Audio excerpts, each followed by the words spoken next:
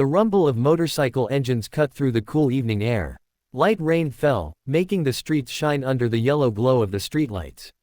On the edge of town, where more shops were empty than open, 17-year-old Marcus pulled his thin jacket tighter around his shoulders. He walked with his head down, his worn backpack holding everything he owned in the world. It had been 6 long months since his mother's cruel boyfriend had kicked him out of the house. 6 months of sleeping on shelter sofas and hard park benches. 6 months of washing up in gas station bathrooms and doing homework under the bright lights of fast food restaurants. The cold rain seeped through a hole in his left shoe as he took the shortcut behind the old corner store. His stomach growled loudly, reminding him that he hadn't eaten since that morning when a kind cafeteria worker had slipped him an extra sandwich. Just 3 more blocks to the laundromat, Marcus whispered to himself, hoping the night worker would let him sleep in the warm corner again. The sound of his own voice gave him a small comfort in the growing darkness. Suddenly, Marcus heard voices ahead, mean, laughing voices he knew all too well.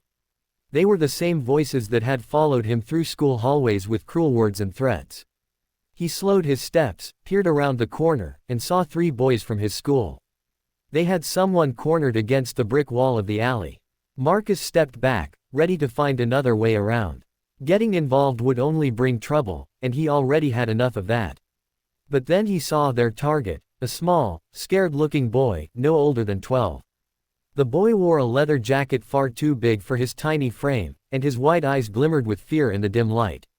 Something shifted in Marcus's chest. A memory flashed through his mind, being small, being afraid, being alone, with no one to help. His hands curled into fists. "Hey," Marcus called, stepping forward, even though every part of him screamed to walk away. 3 against 1 seems pretty weak, even for you guys.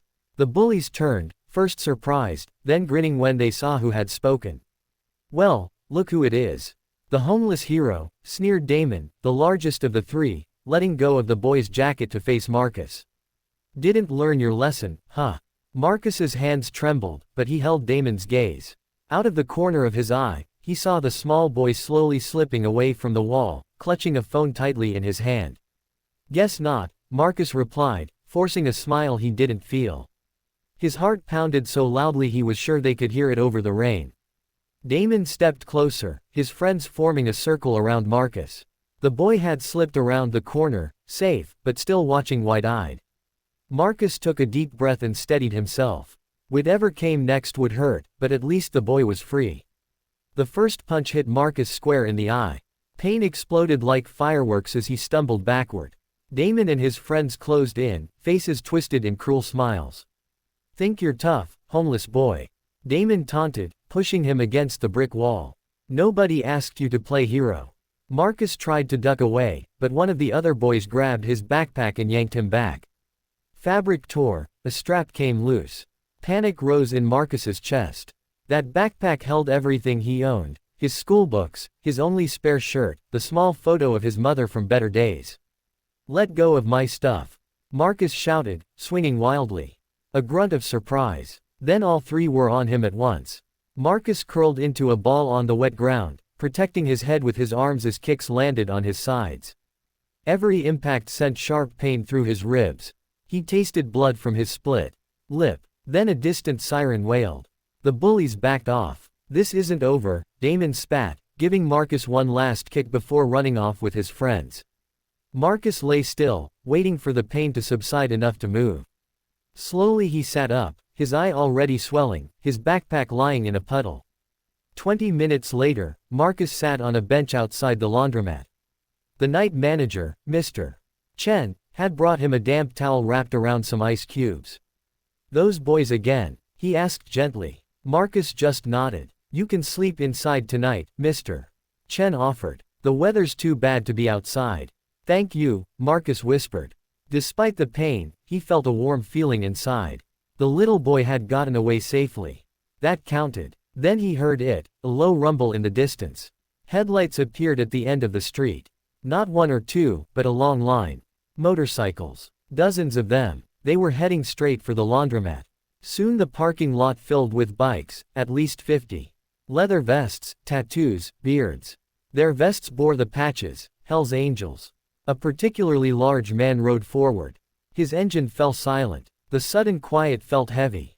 He dismounted, massive, with a gray beard and arms like tree trunks. His vest had different patches. He was important. Behind him stood the small boy from the alley. "You the kid who stood up for my son today?" the man asked, his deep voice rough but not angry. Marcus swallowed. "Yes, sir. Name's Bear. This here's my boy, Tommy." Marcus reached out his hand. It was swallowed almost completely by Bear's enormous grip. "Tommy told me what happened. You took the beating meant for him." Bear studied his injuries. "Those boys did this to you?" "Yes, sir." The bikers moved closer. Their faces showed respect and anger. Not at Marcus, but at what had been done to him. "No one's ever stood up for Tommy before, without knowing who his family is," Bear said. A murmur ran through the group. "My boy says you've been living rough. Is that true?" Marcus looked at his shoes. "I get by." "Not anymore," Bear said firmly. "This boy protected one of ours. What do we do about that?" A loud roar went up from the crowd. By sunrise, Marcus's world had changed. He sat in a soft chair in Bear's brother's workshop, holding a cup of hot chocolate. His ribs were wrapped, his lip treated. "The apartment upstairs is yours if you want it," said Mike, Bear's younger brother. "Nothing fancy, but it's got a bed, bathroom, and kitchen.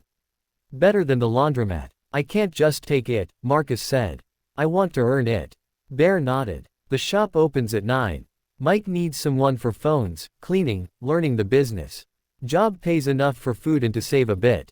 Marcus felt something he hadn't felt in months. Hope. "Yes, sir. I'd really like that." 6 months passed like a dream. School, work at the shop, studying at a real desk.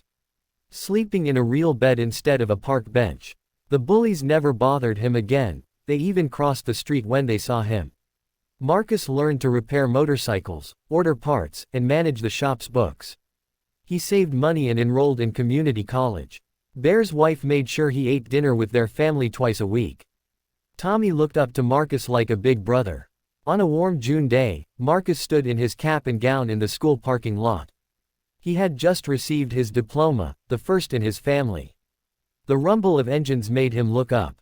A parade of motorcycles appeared, at least 100. Bear led them, Tommy proudly riding behind him. They circled Marcus 3 times, engines roaring in celebration. Bear stepped off and hugged him tightly. "Proud of you, son." Marcus looked around at the sea of leather vests and realized something important. Some families you're born into.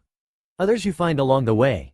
In moments when you stand your ground, even with nothing else to stand on, those families can be the strongest of all.